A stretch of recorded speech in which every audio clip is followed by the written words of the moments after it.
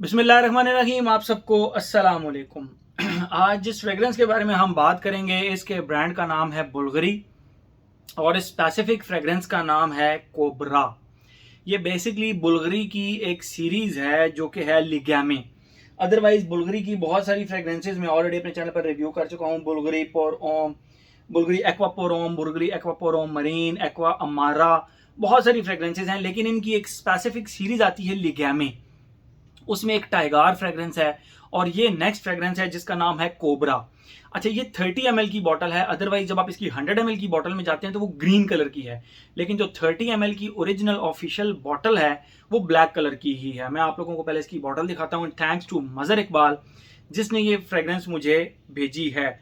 और मैं क्वांटिटी एक बार जस्ट फिर देख लूँगा, मुझे इसकी क्वांटिटी नज़र ही नहीं आ रही कि कितनी है, बट जितनी भी है ये रही इसकी बॉटल।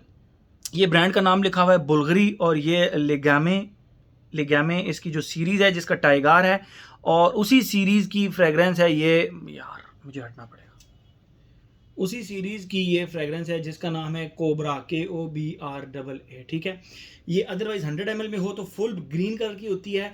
अदरवाइज ये ब्लैक है और सिर्फ कैप के ऊपर इसके ना ये एक छोटा सा डिज़ाइन बना हुआ है। बाकी ये टिपिकल बॉटल वो उस तरह की है। ठीक है, ये हो गई इसकी बॉटल प्रेजेंटेशन होगी टोटल। आते हैं हम इसकी खुशबू के बारे में, क्योंकि बुल्गरी लिगैमे टाइगार ने एक पूरी दुनिया को अपने वो क्या कहते हैं ना, एक जाल में फंसाया हुआ है। लोग उसको बहुत ज़्यादा लाइक करते हैं, तो I was expecting the same कि ये लिगैमे सीरीज़ की है तो इनका ज़ाहिरी बात है कि अच्छी खुशबू होगी। And I was right. मेरा जो एक्सपेक्टेशंस थी उस पर ये पूरा उतरी है। ठीक है, 2020 की ये रिलीज़ है। मैं पहले आप लोगों को इसकी खुशबू डिफाइन करता हूँ, फिर मजीद इसके बारे में हम बात करते हैं। जैसे ही आप इसको लगाते हैं the first thing came in your mind is ऊद प्लस लेमन। मतलब इतना कोई कमाल का इसका कॉम्बिनेशन है। ऊद, आप इस तरह ऊद की जो खुशबू होती है ना, इसके अंदर जो ऊद की खुशबू इस्तेमाल हुई है वो इंकी वुडी खुशबू है। वो एनिमैलिक साइड पे या बान यार्डिश टाइप खुशबू नहीं है। वो रहती है प्रॉपर, जिसको कहते हैं कि नॉन एनिमैलिक इंकी वुडी खुशबू है बेसिकली जो इसके अंदर ऊद है। और उस ऊद के ऊपर आप फ्रेश लेमन को स्क्वीज करें तो उस फ्रेश लेमन की अलग से खुशबू आ रही हो और ऊद की अलग से खुशबू आ रही हो, इनका आपस में खिचड़ी ना बने। इसकी सबसे जो बेहतरीन चीज़ मुझे लगी है वो यही लगी है कि इनकी खिचड़ी नहीं बनी आपस में।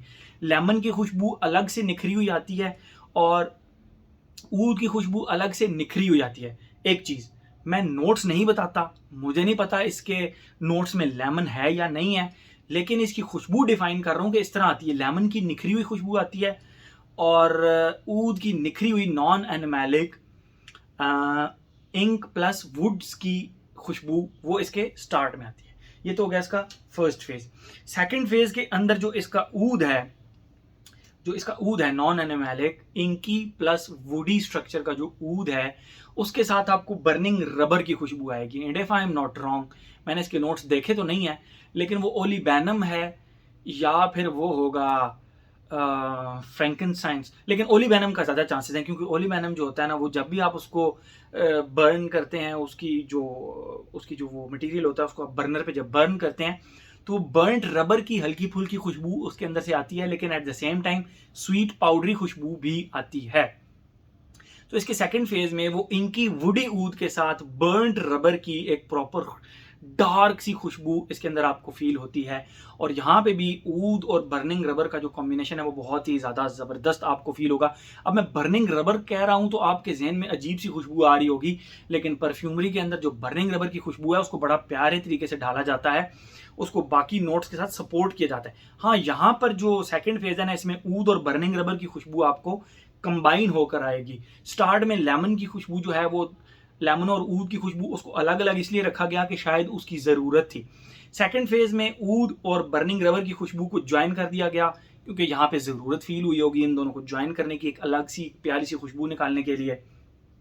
तो सेकंड फेज में ये इस तरह रहा। और थर्ड फेज में लिटरली आपको ऐसे फील होगा जिस तरह आप ऊद के साथ, उसी ऊद के साथ आप हनी को खुशबू कर रहे हैं, जो कि नॉन मेडिसिनल हनी है। और ऊद और हनी का एक बहुत ही प्यारा और डिफरेंट सा कॉम्बिनेशन आपको इसके अंदर फील होगा। Honey non एनिमेलिक, non medicinal, Honey non medicinal है और जो ऊद है वो नॉन एनिमेलिक है। तो इन दोनों को जब आप मिक्स करेंगे तो क्या कमाल का स्वीट ऊद की एक खुशबू आपको आएगी और वो थर्ड फेज के अंदर इसको आपको फील होगी। यस, इसके थर्ड फेज में आपको हनी एंड ऊद बहुत ज़बरदस्त फील होगी। ट्राई करनी चाहिए, ज़रूर ट्राई करनी चाहिए। I would recommend cobra try करनी चाहिए। और थैंक्स टू मज़र इकबाल जिसने मुझे ये भेजी। आप लोगों को चाहिए आप इंस्टाग्राम पे मैसेज कर सकते हैं।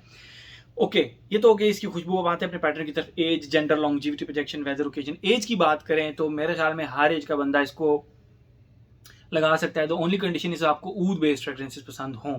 जेंडर की बात करें, मैस्कुलिन फ्रेग्रेंस है लेकिन इतनी भी ज़्यादा मैस्कुलिन नहीं है कि इसको लेडीज़ ना लगा सकें। वो लेडीज़ जिनको ऊद बेस्ड फ्रेग्रेंसेस पसंद हैं वो इसको लगा सकती हैं। जेंडर की बात करें और लॉन्जिविटी प्रोजेक्शन की बात करें, 24 घंटे, पूरा एक दिन इसकी लॉन्जिविटी है और 3-3.5 घंटे इसकी प्रोजेक्शन है। मतलब लॉन्जिविटी प्रोजेक्शन में बिल्कुल मार नहीं खाता। वेदर की बात करें, फॉल एंड विंटर की फ्रेग्रेंस है। और अगर हम बात करें इसकी ओकेजन की तो फ्रॉम माई साइड आप इसको हर जगह पर लगा सकते हैं। School, college, university, office, anywhere except sports activities. Sports activities को छोड़ के आप इसको हर जगह पे लगा सकते हैं। मेरे ख्याल में हर एस्पेक्ट इसका हमने कवर कर लिया।